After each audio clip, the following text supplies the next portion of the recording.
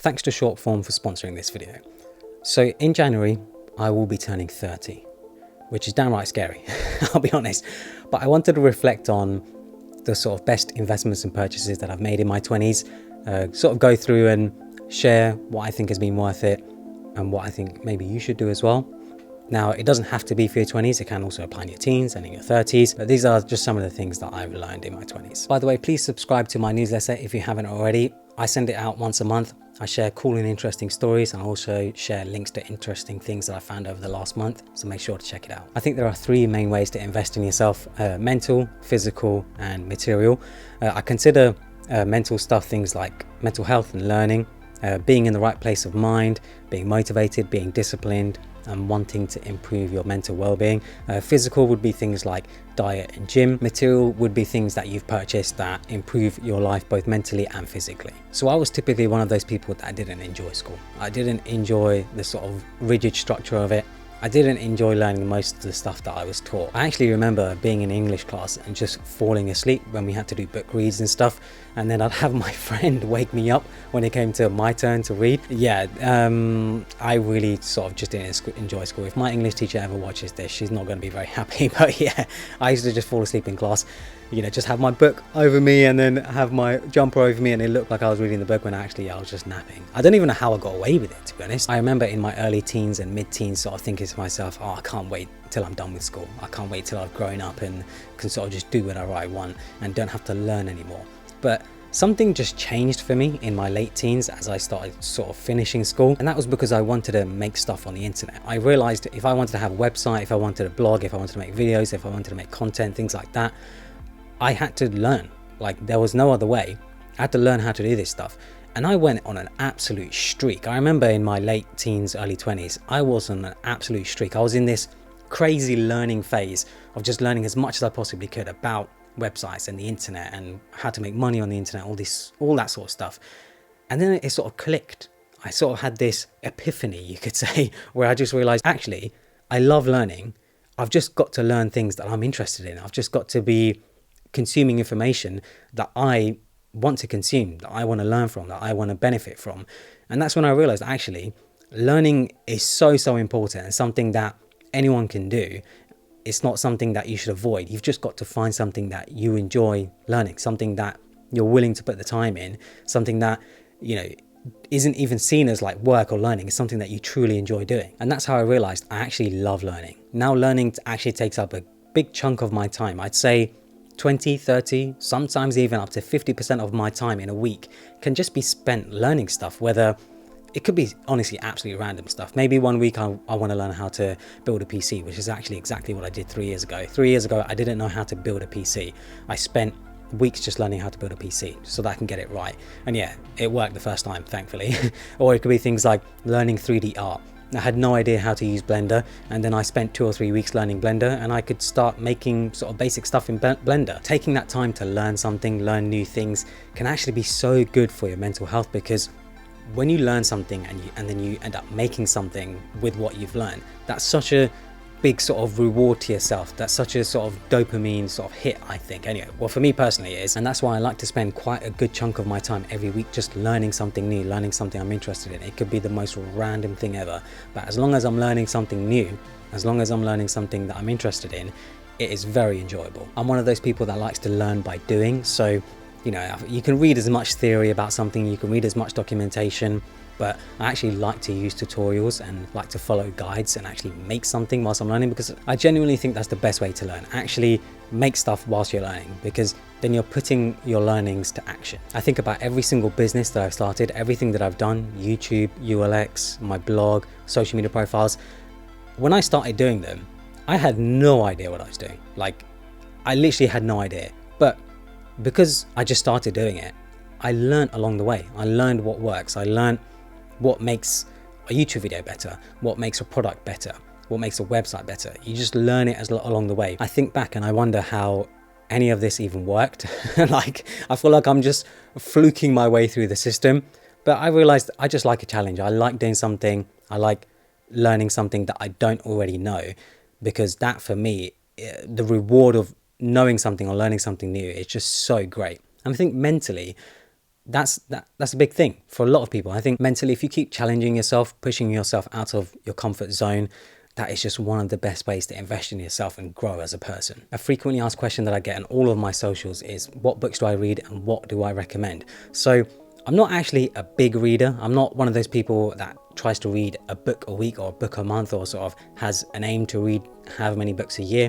I'm one of those people that just likes to read when I'm in the mood for it, when I have a few minutes here and there, maybe 10, 20, 30 minutes, and I just want to gain some knowledge. I've actually been using an app called Shortform recently, which creates superpowered book summaries. They're also sponsoring this video. Shortform comprehensively covers all of the book's key ideas, giving you clear and simple explanations, as well as smart commentary and analysis. I found myself recently using Shortform when I have a spare 10 or 20 minutes and I want to quickly gain some knowledge. They have a bunch of categories, of course, and I'm usually head first into things like self-improvement, marketing, money, and finance. I literally just started reading The 48 Laws of Power by Robert Greene, and wow, it's a pretty crazy book. The idea is that if you understand the 48 laws in this book, you can use them to your benefit. Some of the laws can be quite good and do make sense, but some of them are just straight up unethical. But I think that's actually what makes it so interesting. Shortform drops new book guides and articles every week, so there's always new stuff to read. So make sure to check it out. If you use my link, you'll get 5 days of unlimited access and you'll get 20% off an annual plan. So yeah, use my link in the description below. When it comes to mental health, I mean, I am no mental health expert. You know, I'm just sort of speaking from my own experience. But I've realized as I've gotten older, especially in my 20s, I've just realized how important it is to be in the right state of mind. I was your typical teenager. I'd go from like super moody to super happy, super depressed, all of those emotions. And it was just hard for me to understand those emotions because obviously as a teenager, you're feeling them for the first time. Feeling something like that for the first time, it's really hard to sort of understand it, control those emotions. And you know, if you don't have anyone else sort of to lean on, it can be even harder to sort of manage those emotions. My overall happiness though increased massively when I moved out of my parents' house, and I realized it's because I just don't really like authority. I don't like the idea of having someone else sort of control my life. I think that's also why I never really enjoyed school and would sometimes also get suspended for just being rude to teachers or getting into fights or things like that. I was a naughty kid. Like, I don't know if many people know, but I was definitely a naughty kid in school. I would get in fights, mainly because kids were racist, but yeah, I'll get in fights. I wouldn't get along with people and stuff. I'm so glad I'm not like that anymore. And I think, again, it's just because I couldn't really control my emotions as a teenager, as a kid. But since growing up a little, I've realized, you know, I just want to be in control of my own life, and moving out of my parents' house, sort of leaving school and stuff and being much more in control of everything that's going on around me has really helped my mental health. But even before that, I think what actually ultimately helped my mental health was making money online, was starting a business, because obviously there's no way I would have been able to move out if I hadn't or started making my own money. The saying that money doesn't buy happiness, I just think is absolute bullshit. Like, it just really is. It really doesn't make any sense. Money can definitely buy happiness. It can definitely make your life so much better. It really helped me become an independent person and just overall made a great impact on my mental health. But I do believe after a certain point, there is diminishing returns on what money can do for you. I think the most important thing is that you have enough money to just be comfortable, be able to afford all your bills, to be able to have a comfortable lifestyle. That's always been the most important thing to me. Anything else, like I've said before in other videos, it's just a bonus. But there are a ton of other factors which I feel like I've invested in to sort of help with my mental health, which I've listed down here. So having a partner who's always there for me, that's a nice one, and I think I'm lucky to have that for sure. Having a family that I can rely on, having friends who I can also rely on, but have fun with, because having fun with your friends, yeah, you know, just pissing around with the boys, you know, you know what I mean? It just makes a big difference to your mental health. My physical health as well, like eating properly and being in shape, especially because I had cancer 2 years ago. And I remember after my cancer, you know, I was a bit fat. I didn't have any hair. I didn't look the best that I could be. So that had a big difference for me for sure. And then just simple things like getting a good night's sleep. And I'm sure there are a lot of other things as well. But everyone's mental health is different. What works for one person may not work for the other person. But I realized sort of investing in my mental health, investing in relationships and stuff, making sure that I'm sort of controlling my life, in control of my own emotions and stuff, yeah, has just made such a big difference. And it helps me become a better person. It helps me sort of excel more in other parts of life. This is going to sound crazy, but I actually think physical health is probably one of the easiest on the list. And hear me out. The reason why I say that is because when I first started sort of working out and eating, trying to eat properly and stuff, I found it really, really difficult. I used to overanalyze what I needed to do. I used to think I need to have a very strict diet. I need to eat this, I need to eat that. When I go to the gym, I need to do this workout and that workout, and I need to do it in some specific order and whatever else. And I realized none of that actually matters. The most important thing when it comes to your physical health is consistency. Consistently turning up at the gym every day, if you can have the time for it. Consistently eating properly. You know, it doesn't mean that you can't eat crap food. I love junk food. I love eating shit food. Who doesn't? But the main thing is I don't eat it sort of multiple times a week. I might only have it once or twice a week. The rest of my meals are pretty standard. You know, the main thing is just making sure you have consistency in what you do. As long as you dedicate a few hours a week working out, it doesn't have to be at the gym. It could just be a simple thing as like just doing some sort of sport, maybe joining a group or something like that. It will make such a big difference to your life. Just having that overall consistency for me is what has worked the best. It's not about having some super detailed plan or anything. It's just turning up and doing it. Now it's on to the material stuff. Now, definitely the biggest purchase that has made the biggest difference in my life is buying my own place. Having my own place where I can do what I like. It's my own space where I can come and chill, where I can relax and whatever else, do work, whatever.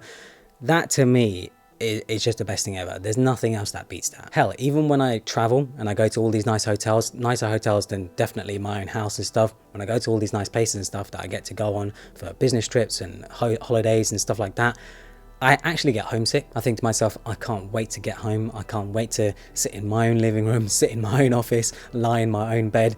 Yeah, it's so weird. I think my home to me has become so important for my sort of mental stability and mental health that it's just one of the best purchases that I've ever made. This is obviously not easy to do in your 20s, but if you do get the opportunity and you are able to save up enough money to buy your own place, I feel like I would highly recommend it. Now, there's nothing wrong with renting, of course. If you're someone who expects to move around a lot, maybe you don't like staying sort of static in one place, then yeah, renting makes a lot more sense. But I know I'm one of those sort of people. I'm sort of a homebody, I guess you could say, where I like my own home. I like to sort of stay in one place because that is what works for me. What's even crazier is that the value of my house has gone up 50% in the last 5 years since I moved, which is just crazy to me. Like, that's definitely not sustainable, and it definitely doesn't make any sense. Like, that shouldn't be happening really, because it just makes it so much more difficult for other people to buy homes.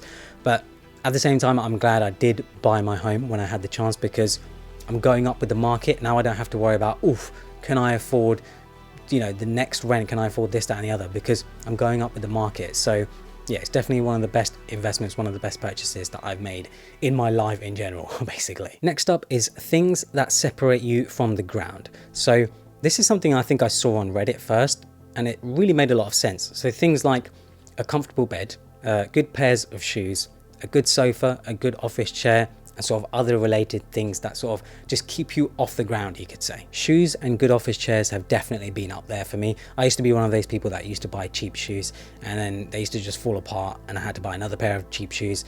And then I realized, actually, this is not sustainable. This does not make any sense.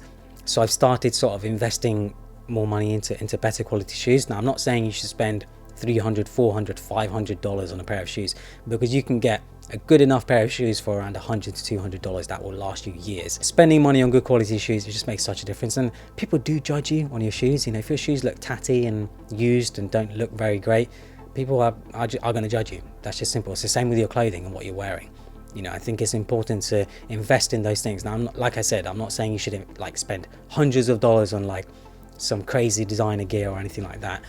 Buy what makes sense. I feel like it's definitely easier as a guy as well. For women, there's definitely the pressure of, you know, you have to keep up with fashion and style and sort of change your wardrobe every season or whatever. This jumper for me, I think this jumper is like 3 or 4 years old. You know, for men it's so much easier. You could buy, you know, jumpers and t-shirts and sweaters and jeans and shoes that will sort of stay in style for years. So yeah, we have it a bit easier, I'm not gonna lie. Many of you will already be aware how much I push the importance of a high quality office chair. I have a nice one here, a Herman Miller one, and then I have another, can I point? Yeah, Herman Miller one just here, Herman Miller Aeron. This is the one I recommend most, the Herman Miller Aeron. It's an expensive chair for sure. It's like $1,000 or something. But if you're like me and you sit at a desk most of the day, you'd honestly be stupid not to invest in a high quality office chair, because it's going to be so much better for your back. You don't want to be 40, 50, even in your 30s maybe, and having back problems. Now, of course, it does also mean you have to physically work out. You can't just get a high-end office chair and be like, that's it, that's done, you know, I won't have any back problems. No, you still do have to be in shape and sort of work out. But having a high quality office chair will make a big difference, because back problems, yeah, they can really be an issue. And I've seen people in their 30s have back problems just because they don't work out and they don't have a good quality office chair. Also, a quick tip, you can actually pick up one of these Herman Miller Aerons that I have used, usually on like Facebook Marketplace and some other places, usually for like a third of the price. I got this one new because I spec'd it the way I liked, but I found some before where you can get them for like $300 rather than $1,000, and they're chairs that will last like 10, 20, well actually they're supposed to last a lifetime. So yeah, once you buy one, you probably won't have to buy another one ever again. Investing in equipment. So I like to invest money into equipment that can make my job faster or help me produce better work. So for example, this MacBook that I have here, MacBook Pro 14-inch, it cost me over £3,000, but it's just worth every single penny, because I literally depend on it to run my business, which makes me hundreds of thousands a year. Like £3,000 on a laptop like this, that's nothing in the grand scheme of things. I could probably go with a cheaper MacBook Air, which would do the job for sure, but it would be slower, it wouldn't be as powerful.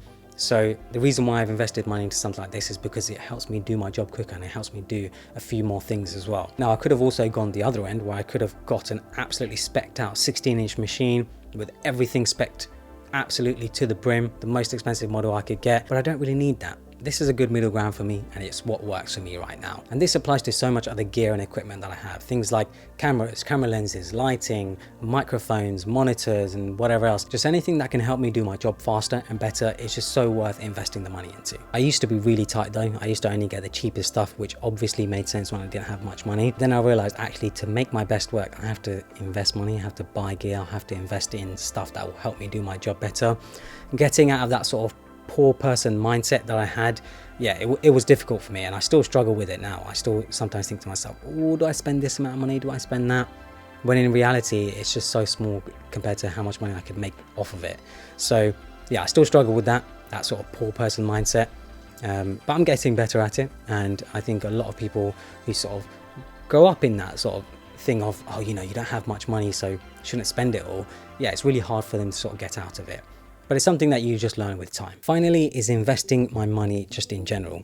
So I don't actually have many regrets in life, not many at all really, but the one regret I definitely do have is that I wish I had started investing my sort of leftover money into other things rather than just sort of leaving it in my bank account. I used to leave my money in sort of crappy low savings bank accounts, which really didn't make any sense when I think back to it, because the saving sort of interest rate that I used to have on them, it wasn't going up at the same rate as inflation. So technically I was losing money. I was losing purchasing power with that money.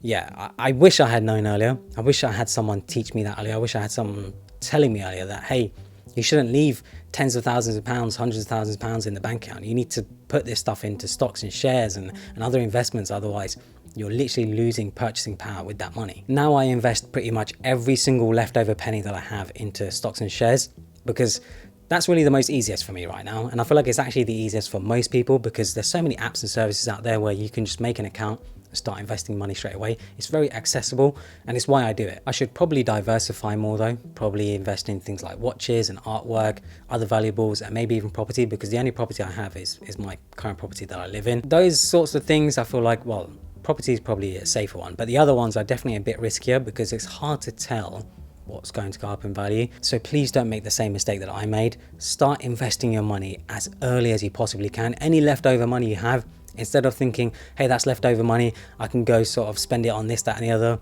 invest it. You know, just put it into stocks and shares, because I really do think that's one of the easiest things to do right now. Hopefully you guys enjoyed this video. Make sure to check out one of my other videos as well. I made a video recently on the money-making superpower that we all have, and also made a video on 10 income streams that you should consider right now. Yeah, great videos that I'm proud of anyway. I think they're great. So yeah, check them out. Hopefully you guys enjoyed it. Follow me on Instagram and Twitter, and subscribe for more.